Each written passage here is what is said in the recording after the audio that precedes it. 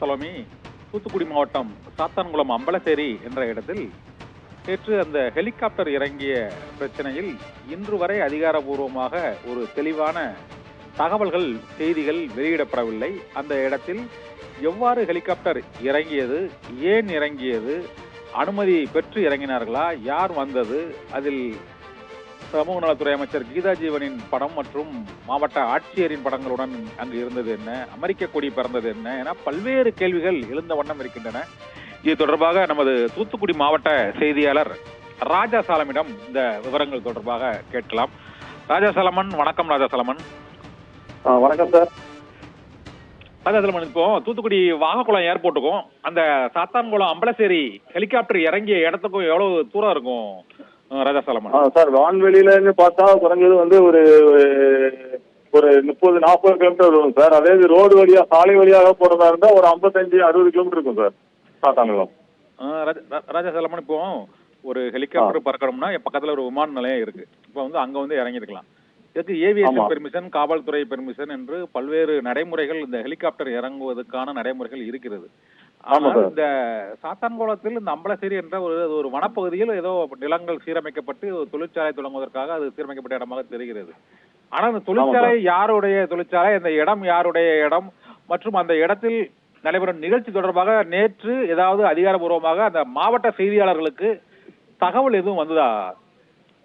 ஒன்னும் இதுவரைக்கும் ஒன்றுமான தகவலும் அதை பத்தி வரல சார். அதனாலதான் இப்ப அது யாரு இடத்துல என்ன இதுக்காக இப்படி ஒரு ஹெலிகாப்டர் இறங்கப்பட்டது, அதுவும் அந்த ஹெலிகாப்டர் இறங்கு தளத்துல பாத்தீங்கன்னா ஒரு அமெரிக்கா கொடியும் இந்தியா கொடியும் அதுல சேர்த்து பறக்க விடப்பட்டுள்ளது.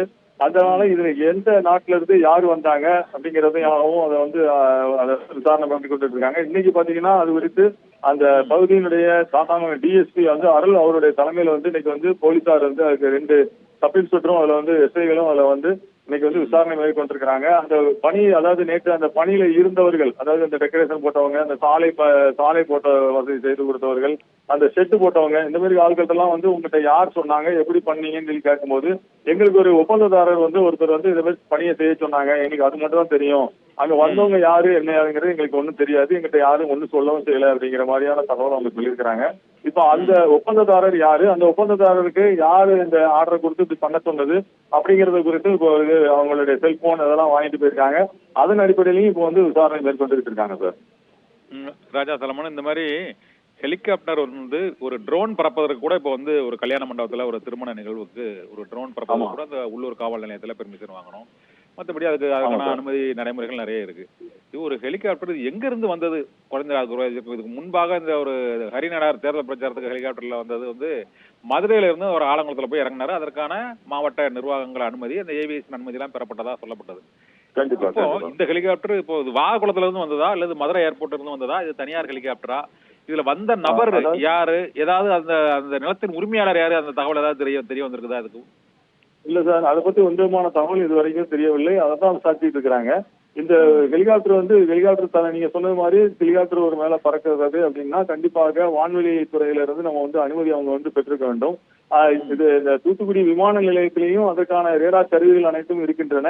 மேலே ஏதாவது பறக்கிறது என்றால் அதை உடனடியாக கண்காணித்து என்னது பறக்கிறது என்பதை குறித்து பார்வையிட்டு அதற்கான நடவடிக்கைகள் எடுப்பதற்கான அனைத்து வசதிகளும் தூத்துக்குடி விமான நிலையத்திலும் இருக்கின்றது. எனவே அந்த விமான நிலைய பகுதிகளில் நீங்கள் சொன்னது போல் அந்த ட்ரோன் போன்ற கேமராக்கள், அதாவது திருமண வீடுகளுக்கு பறக்க விடுகின்ற கேமராக்களை கூட அவர்கள் தங்களது கட்டுப்பாட்டில் எடுத்து அந்த ட்ரோன்களை தங்களது விமான நிலையத்தின் எல்லைக்குள்ளாக அவர்களுக்குள்ளே இழுத்து அதாவது பிடித்து அதை வைத்துக் கொள்வது கூட இப்போது நடைமுறையில் இருந்து கொண்டிருக்கின்றது.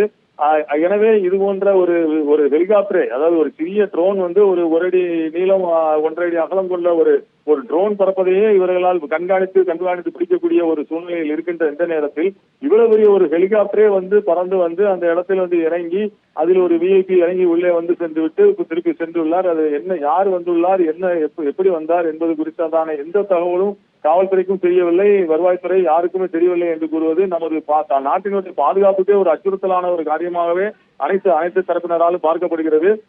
இது போன்ற அதாவது ஒரு மிகப்பெரிய ஒரு அரசியல் தலைவரோ அல்லது ஒரு பெரிய தொழிலதிபரோ யார் என்று தெரியவில்லை, ஒருவர் இறங்கி ஒரு விலை உயர்ந்த சொகுசு காரில் செல்வது போன்ற வீடியோ கூட நமக்கு கிடைக்கப்பட்டுள்ளது. அந்த அந்த அந்த நபர் வந்து அந்த ஒரு சொகுசு காரில் செல்கின்றார். அவரை சுற்றிலும் 4 பக்கமும், அதாவது 4 அந்த கதவுகளுக்கு அருகேயே அந்த பாதுகாப்பு படை வீரர்கள் போன்று ஒரு 4 பேர் சுற்றி கூட ஓடுகின்றார்கள். இதெல்லாம் பார்க்கும்போது மிகப்பெரிய ஒரு முக்கியமான ஒரு அரசியல் தலைவரோ ஒரு பெரிய பதவியில் உள்ளவருக்கு தான் இது போன்ற ஒரு மிகப்பெரிய ஒரு பாதுகாப்பு கொடுக்கப்படும். இது போன்ற ஒரு தலைவர் வந்து வந்திருப்பாரா, அல்லது வேறு ஏனும் வெளிநாட்டில் இருந்து வெளிநாட்டு தலைவர்கள், வெளிநாட்டு அதிபர்கள் போன்ற யாரேனும் வந்திருக்கின்றார்களா, இல்லது மிகப்பெரிய ஒரு பெரிய தொழிலதிபர் வந்திருக்கின்றாரா என்பது போன்ற கோணத்திலும் விசாரணையை செய்து இருக்கின்றார்கள். ஆனால் காவல்துறைக்கு இதுவரைக்கும் யார் வந்தார்கள் என்பது குறித்தும் எந்த விதமான இது தெரியாதனால்தான் இன்றைக்கு மாவட்ட காவல் துணை கண்காணிப்பாளரே அந்த இடத்திற்கு நிகழ்விடத்திற்கு வந்து யார் வந்தார், எப்படி வந்தார், எதற்காக வந்தார், எந்த விதமான அனுமதியும் யாரிடமும் கோரப்படவில்லையே என்பதான விசாரணை தான் மேற்கொண்டு வருகிறார்கள். ஆனால் நீங்கள் சொல்வது போன்று விமான நிலையத்தினுடைய கட்டுப்பாட்டில் இருக்கின்ற அந்த வான்வெளி ஆராய்ச்சி அவங்களுடைய ரேடார் போன்ற கருவிகளில் கண்டிப்பாக எந்த ஒரு ஹெலிகாப்டர் போன்ற விமானங்கள் அந்த இடத்தை கடந்தாலும் அவர்களுக்கு கண்டிப்பாக அதற்கான சமிக்கை அவர்களுக்கு வரும். அந்த சமிக்கையை வைத்து ஏதோ ஒன்று மேலே பறக்கின்றது என்பதை அவர்கள் கண்டிப்பாக கண்காணிக்கலாம். எப்படி இதை பாதுகாப்பிலிருந்து இதில் குளறுபடி எப்படி இவர்கள் அதை கண்காணிப்பிலிருந்து விடுபட்டது என்பது தெரியவில்லை. அல்ல என்றால் உண்மையிலேயே யாராவது வருவது தெரிந்தும் வெளியே தெரிந்தால் வேற எதுவும் பிரச்சனை ஆகக்கூடாது, வெளியே தெரிந்தால் அந்த வருகின்ற நபருக்கு பாதுகாப்புக்கு ஒரு சுந்தகம் ஏற்பட்டுவிடக் கூடாது என்பதால் வெளியே யாருக்கும் தெரியாமல் அவர் வந்துவிட்டு சென்றாரா, அதை சொல்லக்கூடாது என்று சொல்லி வைத்திருந்தார்களா என்பது குறித்தும் தெரியவில்லை. அதற்கான விசாரணையும் தற்போது நடந்து வருகிறது கண்ணன் சார்.